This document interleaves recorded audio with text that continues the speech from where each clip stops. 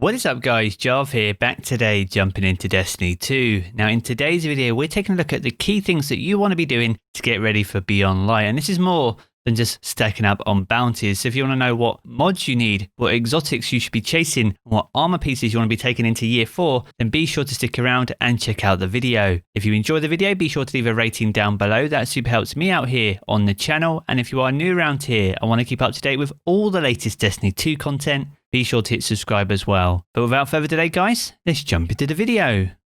Now with every major expansion there are a few key pieces of prep that we can do each and every year to make sure we are ready, and normally a lot of these prep videos incorporate farming bounties and keeping bounties as a way of stacking up on XP to make sure you can maximize those XP gains going into the new season. Now with that being said, weekly bounties are changing when we approach season 12, so stacking up on weekly bounties won't offer the 12,000 XP that we're used to seeing. These will be replaced with milestones which will each offer their own individual amounts of XP. How much XP though, we'll have to wait and see. But this video isn't about bounties and it isn't about XP either. It's about the key things that we should be doing right now to make sure that we are best set for year 4 and beyond. So to kick us off, we're going to look at combatant mods, and this includes Hive, Fallen and Taken mods and all their current sources and how you can get them in Season of Arrivals. Now it is possible to get Hive mods directly from Menagerie. Menagerie has been added to the Destiny content vault at the end of the current season, so now is the best time to complete your mods collection. Now each combatant mod has 4 variants, one of those being the armaments, where defeating an enemy with a grenade will grant heavy ammo. We also have the invigoration version, where defeating a challenging enemy refreshes your class ability. We also have barrier, which is one of the most popular versions, where receiving damage gives you 20% reduction in damage for 20 seconds.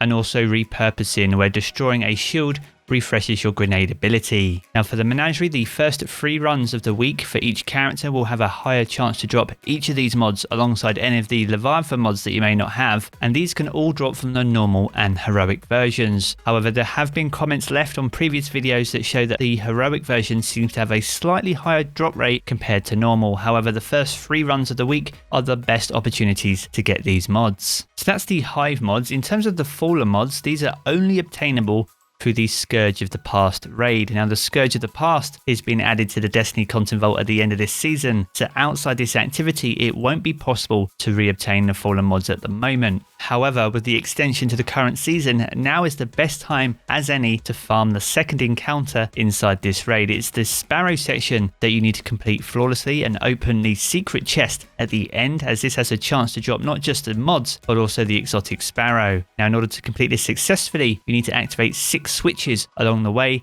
and you'll need to complete this successfully as part of a fire team in order to do it. It's not possible to activate all 6 switches solo and on your own. Now as for Taken mods, you'll need to jump into the Last Wish raid. You'll need to go to the Wall of Wishes and enter the symbols that you see here on screen, and this will take you to the Shiro Chi encounter. If you're not too familiar with this particular wish, I'll leave a link to all the wishes in the comment section below.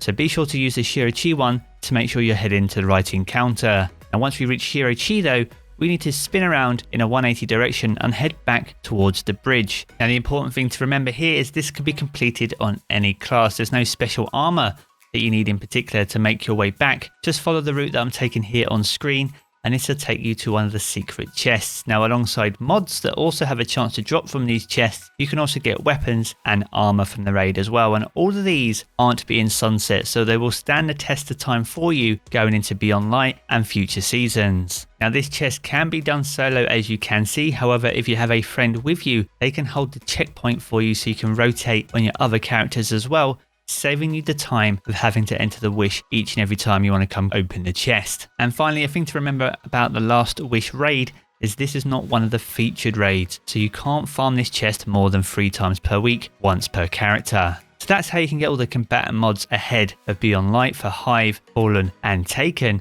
But what about the exotic weapons that could be added to the Destiny content vault alongside their activities? Now, as we mentioned earlier, one of those activities is the Scourge of the Past raid. Although this falls under the European Dead Zone, it is being added to the vault, and as a result, the Anarchy could find itself also inside the Destiny content vault. Now this raid is a featured raid, so it's very much farmable in terms of being able to repeat this raid over and over again, and Bungie have also increased the drop rates for the exotics from these raids too. So be sure to make the most of this raid up until the 10th of November to make sure you don't miss out on the Anarchy grenade launcher. Now while we're on the subject of raids, the Crown of Sorrow is also being added to the Destiny content vault, and as a result the Taraba may also find itself inside that vault as well. It's one of the strongest SMGs in the game, and it's a fun exotic to use once you can get that exotic perk active. And much like the Scourge of the Past, the Crown of Sorrow is also a featured raid, so between now and November the 10th, you can repeat this raid over and over again with an increased chance of the Taraba dropping at the end. So as before, be sure to make the most of this raid whilst it's still available. Now the Crown of Sorrow finds itself on the Leviathan, which is also being added to the Destiny content vault this November, and as a result the Legend of Acrius finds itself in the headlights when it comes to weapons that we could lose. So be sure to make the most of this raid once again before it goes later in the year. And alongside the weapon, also the catalyst for this, as well as the Skyburner's Oath, are both obtainable from the Prestige version of this raid. So as before, be sure to run this on Prestige where you can between now and November 10th to make sure you're not only just getting Legend of Acrius, but the 2 catalysts that this raid has to offer as well. Now we're not quite done with the raids. There's also the Eater of Worlds over in the Leviathan. This is one of the raid lairs, and this has a exclusive exotic catalyst applicable to it. Again, you'll need to complete this on the Prestige version, but the secret chest after the jump puzzle that you see here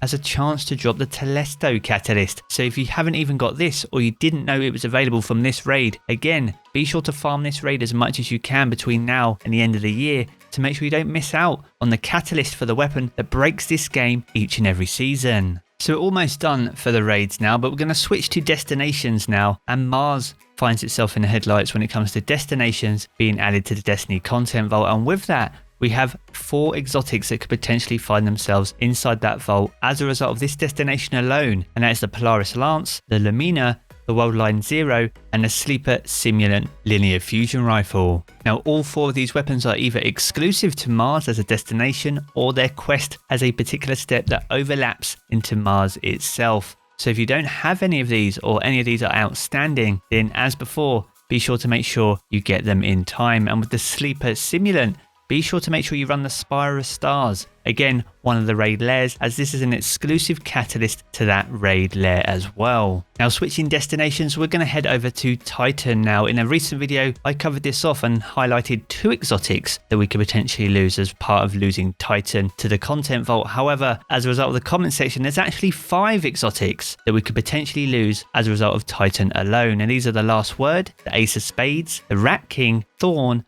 and also the Outbreak Perfected. Now all of these exotics have either quests or quest steps that rely on Titan in order to complete them. So if any of these are outstanding, or you haven't even completed the Enemy by My Enemy to start the Outbreak Perfected quest, then make sure you use the time that you have available in order to get them. Now as well as destinations and the Leviathan, we're also losing the Tribute Hall, and as a result we potentially could lose access to the Bad Juju. This is a high impact frame pulse rifle. It's one of my favorites personally in the game, and the catalyst is also available in the Tribute Hall as well. So if you haven't completed all the tributes, then now is your time to make sure that you've completed them all. Now, as well as the Hive mods that we covered earlier in the video, because we're going to be losing the Menagerie, we could lose access to the Truth as well. The very first quest step for the Truth falls as part of one of the Menagerie bosses. So again, if you haven't even got the quest started, or you haven't yet finished it, then now may be the time to make the most of it whilst that quest is still obtainable. So as you can see, there are many exotics that could find themselves inside the Destiny content vault, but the next 2 are the 2 most important weapons in my personal opinion that I feel you should most definitely get before the end of the season. Now because we are losing Io as a destination, we are also going to be losing access to the Whisper mission, and as a result the source for the Whisper of the Worm and its catalyst goes as well. So if you haven't managed to get your hands on this incredible sniper rifle and also the catalyst, then be sure to try and find those fire teams to help you get those runs going to make sure you don't miss out on this incredible weapon. Now one of the activities we haven't heard too much about, and we haven't had official confirmation from Bungie about, are the forges and the weapons that fall within those. These include the Jotun, the Le Monarch, but also the Izanagi's Burden. Now the Izanagi's Burden outside the forges itself does have quest steps that fall in some of the destinations that are being added to the Destiny content vault. So if you haven't completed this quest, then you may face some challenges when Beyond Light launches unless changes are made to how this weapon's obtained. So out of all the weapons we've covered today, make sure you take the time to try and complete your Izanagi's Burden quest, as well as the exotic catalyst that goes with it. Peerless Edge makes this weapon exceptionally strong, and it's a fantastic weapon, especially for those Grandmaster Nightfalls. So those are all the combatant mods that you should most definitely be seeking ahead of Beyond Light, and making sure you have them in your mod collection ready to go for the new season. And also all the weapons and their catalysts that we could lose even for a short period of time when Beyond Light launches. Now there are also some raid chests that you can get entirely solo to help yourself get some raid armor that will last you all the way up to season 15. Now, as well as the chests that we covered earlier from Shirochi, you can use the symbols that you see here to enter the Morgoth Wish to skip to the Morgoth encounter, again as part of the Last Wish raid. All of these chests that we've covered in this video as part of the Last Wish raid can be obtained entirely solo, but also you don't need to complete the raid at all in any capacity in order to get armor and weapons from them. Now with this one, we're going to be flying over the massive ravine to get back to the other side in order to again collect another secret chest. Now for you Titans out there, you'll want to be running Middle Tree Thunder Crash, but you also want Lion Rampants, but also a sword as well. We're going to kick this off